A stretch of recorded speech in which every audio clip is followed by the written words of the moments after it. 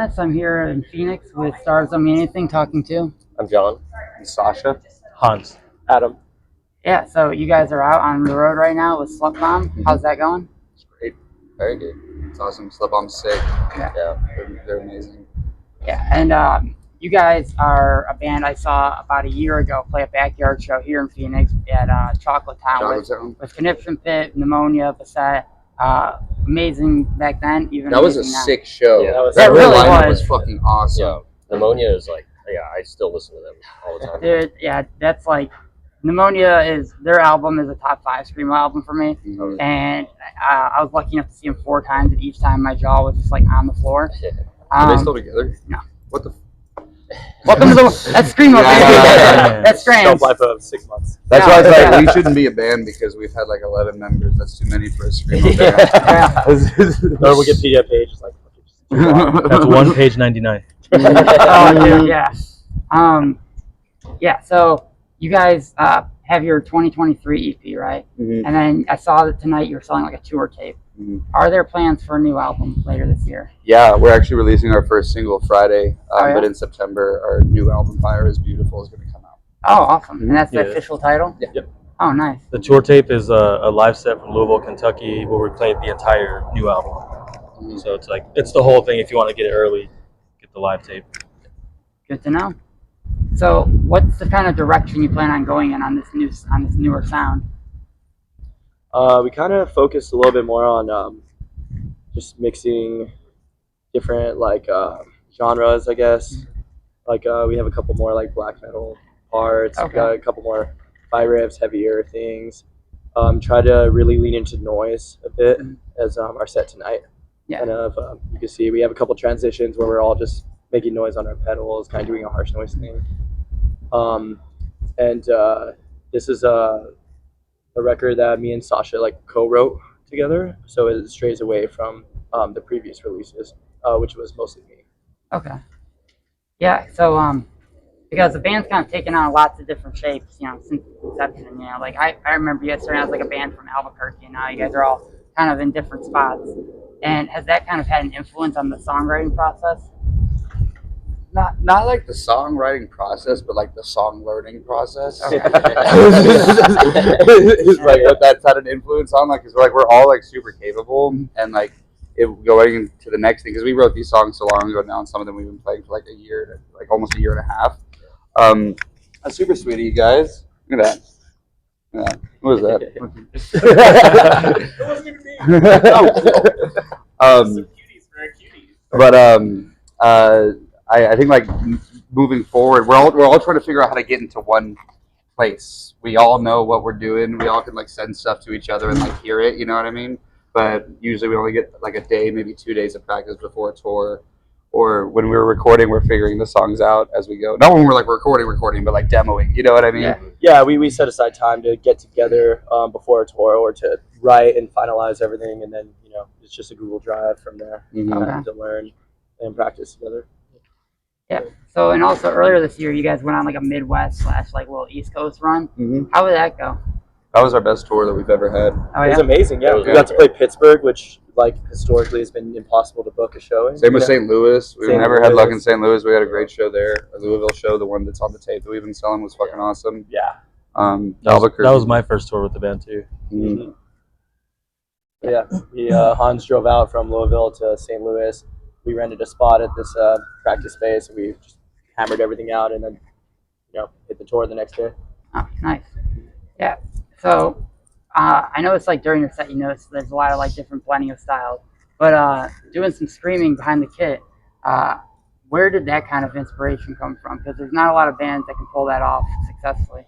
Simply like being in a band where you don't have a drummer and a vocalist. It's kind of like I feel like because I like playing guitar. I don't ever play guitar in bands. Except when playing an outro. Except when I'm playing an outro. That's why I was like, fuck, I don't know. I mean, I'm trying to, like, all the inspirational drummers didn't do vocals, like for me at least, you know what I mean? So I really know. Everyone keeps on saying, they're like, oh, you're reminding me of Dystopia. I didn't listen to Dystopia until like 2 years ago, like actually, I've totally been. That's wild. Yeah, no, Yeah, right. Well, it didn't hit me. You know what I mean? But yeah, that is, honestly, it's easier for me to play the drums when I'm doing something else like that. Yeah. It's easier for me to like regulate like my breath. Does Okay. that make sense? Yeah. Yeah, we used to play as a 2-piece too. So we Mhm. kind of like had the, I would run my guitar into like a bass amp, had this crazy pedal setup. And we kind of just did back and forth, had songs with just Sasha, songs with just me, mixed it up. Mhm. So we just kind of kept those elements. We've gone as large as 5-piece. Okay. Mm-hmm. Well, you referenced page 99. We need to get another bassist, another Oh, drummer, another vocalist. we got the gear for it. 2 more Yeah. guitarists. And then you need to make a reunion impossible, like 20 years from now, where it's like, well, I got to call up like 15 people. Yeah. It's like, Our third bass player died. What are we going to do? no one can match his tone. Yeah. Yeah. So, like, going, Shit. so, like, you're doing, like, so much extensive touring this year. How have all the different scenes kind of been to you? Like, have you noticed any sort of, like, overarching trends that you've, like, taken a part of? Nothing against like the whole of the West, but it is so much harder to like find your niche like over here than it is in the Midwest and the South and the East Coast. I feel like for all, not even just for Stars, but for most of the bands like we've all been in, the Midwest has always been what treats us like the best. I don't know why that is. Maybe it's just like maybe people are more excited here. I feel like over here people have a more passive attitude towards music, and it's super annoying to deal with all the time. And we're not really passive people at all, and we're not like a passive band by any means. We're like really not trying to, I don't know, sugarcoat anything. Like all of our music is like you know what I'm saying? Yeah, it's all on the fucking table. Yeah, but I feel like it's never kind of like worked out on the West Coast for us as much. I think that's the difference. Passiveness. Especially coming from Albuquerque, which no one takes serious, being a smaller city.